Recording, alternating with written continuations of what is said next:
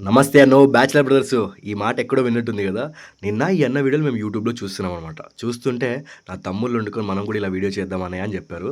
సర్లేరా మరి చికెన్ తీసుకొచ్చేయండి అని చెప్పాననమాట. చికెన్ తీసుకొచ్చిన తర్వాత దాన్ని మంచిగా కడిగి, దానికి మంచిగా ఉప్పు, కారం, మసాలా పొడి, ధనియాల పొడి, అల్లం వెల్లుల్లి పేస్టు, చికెన్ మసాలా, నిమ్మకాయ పిండేసి ఆ మసాలా పెడుతుంటే చూడండి కోడి ఎలా ఉందో. అస్సలు మా వోళ్ళైతే పచ్చిదే తినేద్దామా అన్నట్టుగా వెయిట్ చేస్తున్నారనమాట.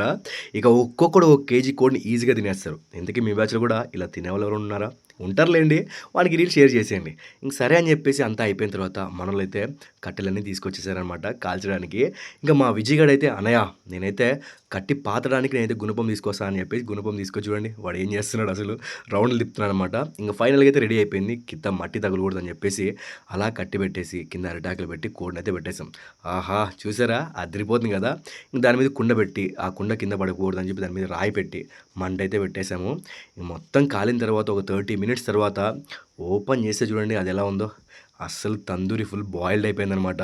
మనోళ్ళైతే "అన్నయ్య అక్కడే కూర్చొని తినేద్దాం అన్నయ్య" అని చెప్పారు. "రేయ్ ఆగండ్రా మీకు కకృతి తగిలయ్యా" అని చెప్పేసి బయటికైతే తీసుకొచ్చా. కానీ మంచిగా కుక్ అయింది గురువుగారు. మనోళ్ళైతే పైన పైన బాగా కాలినది బాగా తినేసారనమాట. నేనైతే ఒక లెగ్ పీస్ తీసుకొని ఇక మిగతాది మీరే తినేయండిరా అని చెప్పేసా. చూడండి నా ఎక్స్‌ప్రెషన్ ఎలా ఉందో. ఇంతకీ వీడియో ఎలా అనిపించింది? జస్ట్ లైక్ చేసేయండి. మీ ఫ్రెండ్స్‌కి ఫార్వర్డ్ చేసేయండి.